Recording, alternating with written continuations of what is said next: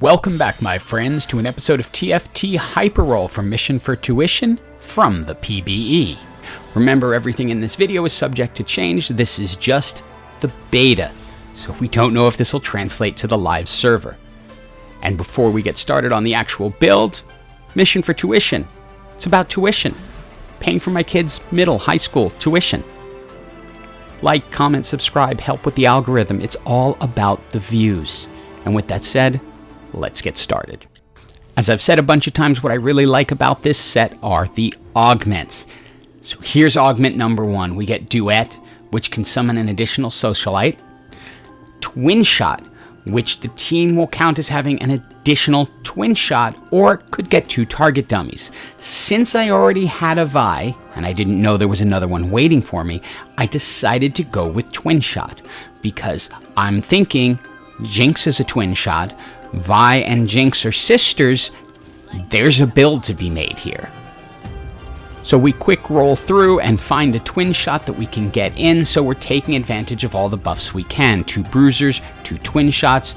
We get a bramble vest onto Vi, but we don't have good damage items at this point. So this team that has a little bit more power with a couple of syndicates going is going to be able to take us down really early. They actually have all 3 because they have Shaco, Darius, and Twisted Fate, who are all syndicates. The item shop has a Giant's Belt in it, and you know me, if I have a Giant's Belt and a chain vest, I want to put a Sunfire Cape onto a tanky character. It was good early through all of set 5, and I believe it's going to be good early in set 6 as well. With her newly minted Sunfire Cape, we'll see if Vi has a better chance this time. Between the Bramble Vest and the Sunfire Cape, she is pretty tanky, and she's getting the additional health from the Bruiser buff. And yes, it absolutely helps. I grabbed a Leona for now to tank up the front line and put a Kog'Maw in back. Remember, we already have an additional twin shot, so I don't need 2. Kog'Maw's ult is just amazing. He gets infinite range, increased attack speed, and does a percentage of health as bonus damage. So he becomes a really good item holder carry possibility. Unfortunately, you may run into someone who's doing nearly the same thing you are with the same initial augment, but a much better itemized Kog'Maw, who's cut a Giant Slayer and is up at 2 stars, and so can easily just tear your team apart. But it is time to look forward to our second augment choice, which can change everything. And here, it's going to be Thrill of the Hunt. The Sunfire board is nice. It works as basically a Sunfire Cape against everyone on the opposing team, but we have it. The free refresh, again, is nice, but I like that more for Yordle builds. This way, every time we get a kill, we're going to be able to heal characters. And please keep your eye on Vi to see how important that healing is. She is taking on pretty much their entire team, but every time she gets a kill, it brings her right back up. Boom. Back 500 additional health, 500 additional health, and she ends with all of her health intact. So while we're fighting some NPCs, hoping to get some better damage items, let's take a moment and talk about what Twinshot actually is. Whenever a twin shot attacks, they have a chance to attack twice instead, and then the percentage chance goes up as you go. Currently, I have 4 twin shots, I have Graves, I have Kog'Maw, and I have Gangplank, and I get the extra one from that first augment. So I'm currently at a 70% chance of doing 2 attacks for every one. With some items to choose from, I grabbed the needlessly large rod because I want to make a Rage Blade on Kog'Maw and then also give him an Infinity Edge, so we're doing as much damage as possible. I'm not sure whether he's going to be a carry or an item holder. I'm hoping that he's going to be an item holder for Jinx, because when Jinx gets into the game, she's going to also get the sister bonus from Vi, which will go over if and when that happens. Unfortunately for me, there's a Blitzcrank on the other team who immediately grabs my Kog'Maw, pulls him over, so he never really gets a chance to get started. But again, keep an eye on Vi. She's able to keep this thing alive a lot longer than I thought, thanks to that Thrill of the Hunt, because she keeps healing. But that well-itemized Kassadin is able to overcome and take us down. I go ahead and trade out Graves for Urgot, because Urgot is a much more powerful unit, but despite how much I roll, I am not able to improve my Kog'Maw situation, and since he's got all the items on him, I need him to carry at least through this mid-game. Without that, this is going to be a really tough road. And now it's time for augment number 3, which was sort of a choice made for me. I already had an additional bruiser who was also a chemtech ready to go, so Woodland Charm became my best option. I was planning on putting in Mundo, who is a chemtech bruiser, and so with Woodland Charm I'm going to get an additional copy of my highest health champion on the field, so that will give me an extra player out there throughout the next fights. Now, we had managed to 2-star the Urgot before the Kog'Maw, so I give Urgot the Hand of Justice so he has a little bit of healing. Plus, he's also going to be getting the first level of the Chemtech bonus, so Urgot should be incredibly effective going forward as an additional carry. I'm still hoping to get Jinx so I can trigger additional bonuses, but Urgot is definitely doing the job for now. We get the chance to pick up a Tahm Kench who can replace a Yaoi and make a better bruiser, and also you can have a little bit of fun with it, because what you do with Tahm Kench is you feed one of your champions to Tahm Kench for additional bonuses. And let's be honest, who hasn't wanted to feed some of their champs to something over time?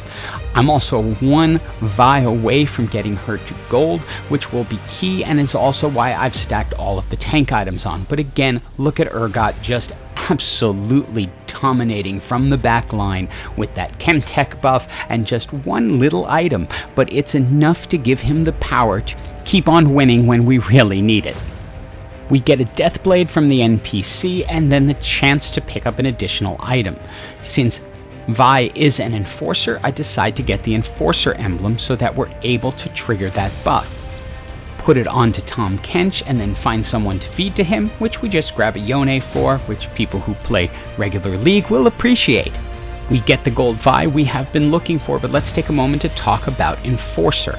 Enforcers basically choose a champion at the beginning to stun. When it's 2, it's whoever has the most health. If it's 4, it's whoever did the most damage in the last round. Now I go ahead and put the Deathblade onto Kog'Maw, not because that is a good choice, it actually isn't, because the Deathblade scales with the number of star levels the champion is. But my plan is to get to Jinx and hopefully a 2-star Jinx, and I want that to be her 3rd item. So Kog'Maw made a good item holder. I was hoping he would stay alive a little bit longer, but he didn't. Tahm Kench eats their Janna for a moment and then spits her out so that Urgot can kill her. Then somebody pings me and says I'm beef. How did they know?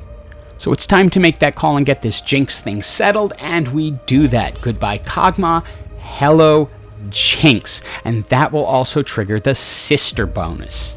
Now the sister bonus applies specifically to Vi and Jinx, and it allows her attack speed to increase after every takedown and Vi's range to increase. So it's a pretty powerful bonus, especially stacked with the Twinshot that is potentially giving Jinx additional attacks. And to be honest, once I had Jinx with a duplicating Vi, I thought I had this one in the bag, and this was going to be an easy win. But then I ran into this Mutant Colossus team that had some other ideas. Jinx ended up right in the middle, getting chomped by Cho, and my Urgot isn't able to take it from both sides, and Kog'Maw and Kai'Sa finish him off. But when in doubt right now in this TFT, get yourself a cat. You will find Yuumi to be incredibly powerful, and of course we're also rolling for that additional Jinx. And this is where luck comes in, or maybe my friend at Riot, I'm not exactly sure, but we were just taken down by a team of Mutant Colossuses, so we can get the Giant Slayer onto Urgot so he can tear through those. Always remember to feed your Tahm Kenches, it's important, and Tahm Kench is a really good tank, so give him the tanky items if you can. And you will see in a moment why I say, when in doubt in TFT this season, get yourself a cat. Yuumi is incredibly strong and her stun is super effective. This team of Yordles was doing pretty well until Yuumi threw her ult, left them all in place, and my team just wiped them out on the spot. And that is enough to bring us into the top 4 and a 2-star Jinx. So I'm starting to feel better about this with the 2-star Jinx, so the Deathblade is getting additional damage, and the Giant Slayer on the Urgot. And remember, feed your Tahm Kench. And we get put right against that team of mutant colossuses, and we'll see if everything we did is enough. Jinx's increased attack speed and increased damage along with Yuumi's ult does an incredible amount of damage and finishes them off, making it look easy the second time around. One of our ghost characters had finished off the person in 3rd place, leaving me against that team of mutant colossuses. They have the gold Kog'Maw and some very, very strong champs. Luckily, Urgot and Jinx are able to get through, fight to the end along with Yuumi at their side, and it's GG. They were right. I was beef. Anyway, thank you so much for tuning in. Hope you enjoyed the video and have an absolutely awesome day.